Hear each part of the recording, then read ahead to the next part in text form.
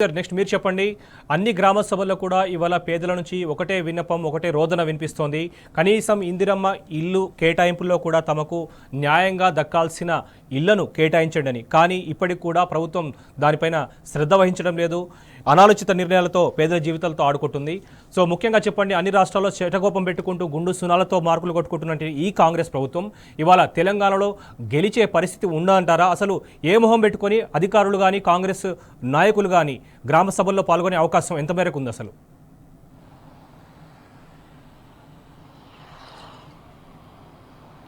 Right Shobhan, దాదాపుగా ప్రభుత్వానికి ముందు ఒక విజన్ అంటూ స్పష్టంగా కనబడతలేదు. ప్రభుత్వం ఏది అందియాలన్న విషయంలో ఫస్ట్ క్లారిటీ లేదు. 6 గ్యారంటీల పేరుతో అధికారంలోకి వచ్చినటువంటి ప్రభుత్వం 6 గ్యారంటీలను ఒకేసారి ఇంప్లిమెంట్ చేస్తామని దరఖాస్తుల స్వీకరణ చేసింది. అది అట్టర్ ఫ్లాప్ అయింది. ఇవాళ బూమరంగ్ కావడంతో మళ్లీ దరఖాస్తులను రిపీట్ చేయడం జరిగింది.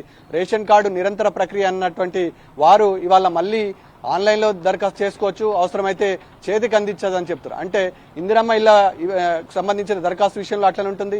ఆసరా పెన్షన్ సంబంధించిన అదే విధంగా ఉంది. ఇతర రైతులకు సంబంధించిన 3 పథకాలకు కూడా సేమ్ అదే రిపీట్ చేస్తుంది. అంటే ప్రభుత్వం ఏమి చెప్పాలి అనుకుంటుందో స్పష్టంగా ఇటు రైతులకు కానీ, ప్రజలకు కానీ, పేద వర్గాలకు కానీ క్లారిటీ ఇవ్వని పరిస్థితి, అధికారులకే స్పష్టత లేని పరిస్థితి వల్ల ఈ 6 గ్యారంటీల పథకం అట్టర్ ఫ్లాప్ అయింది, బూమరింగ్ అయింది. మొన్నటి వరకు దరఖాస్తు స్వీకరించినటువంటి వారే విమర్శలు చేస్తున్నారంటే ఎంత భయంకరమైన సిచ్యువేషన్ ఇవల్ల ప్రభుత్వం ఎదుర్కొంటుందో అర్థం చేసుకోవచ్చు. దరఖాస్తుల పరంపరనే కొనసాగుతుంది. 14 నెలల తర్వాత కానీ 14 నెలల నుంచి కానీ పాలన సక్రమంగా జరుగుతలేదనే అభిప్రాయం సర్వత్రా వ్యక్తమవుతుంది. అందులోని భాగంగానే ఇక్కడ ఉన్నటువంటి వారు ఇవాళ ఢిల్లీ ఫలితాలను చూడొచ్చు. కాంగ్రెస్ నాయకులు అక్కడ వెళ్లి ప్రచారం చేశారు. ఢిల్లీలో ఇచ్చిన ఫలితాలు ఇవాళ తెలంగాణ సమాజం హర్షిస్తుందని చెప్పవచ్చు. ఇక్కడ అమలు కాని పథకాలు ఢిల్లీలో కూడా ప్రవేశపెట్టారు. ఢిల్లీ నాయకులు ఢిల్లీ ప్రజలను ఇక్కడిని మభ్యపెట్టాలని ప్రయత్నం చేశారు. కానీ ఇవాళ తేటతెల్లమైనట్టు పరిస్థితి స్పష్టంగా కనబడుతుంది. ఇక రానున్న స్థానిక ఎన్నికల్లో కూడా అదే పరిస్థితి ఇవాళ చవి చూడాల్సిన అవసరం ఉంటుంది. మాయమాటలు చెప్పి అధికారాన్ని చేజిక్కించుకున్నటువంటి కాంగ్రెస్ ప్రభుత్వం రేపటి స్థానిక ఎన్నికల్లో ఆ పరాభవాన్ని తప్పకుండా చవిచూస్తుంది. ఎందుకంటే నిరంతరం ప్రజలతో చెలగాటమాడుతున్న ప్రభుత్వం బహుశా ఇదే లాస్ట్ కావచ్చు.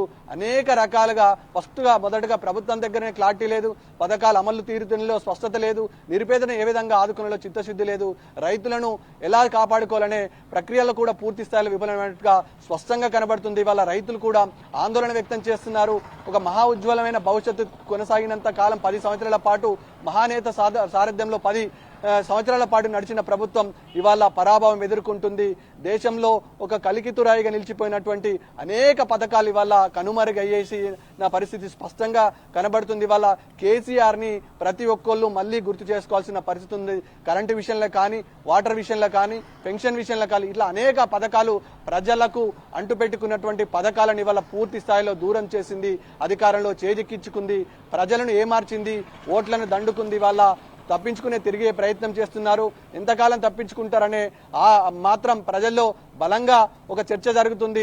రేపటి స్థానిక సంస్థల ఎలక్షన్లో ఖచ్చితంగా ఈ తప్పించుకునే నాయకులకు, అదేవిధంగా వాగ్దానాలు ఇచ్చినటువంటి అధికారులకు, వాగ్దానాలు ఇచ్చిన నాయకులకు ఖచ్చితంగా ఈ స్థానిక ఎలక్షన్లో పరాభవం గురికాక తప్పదు.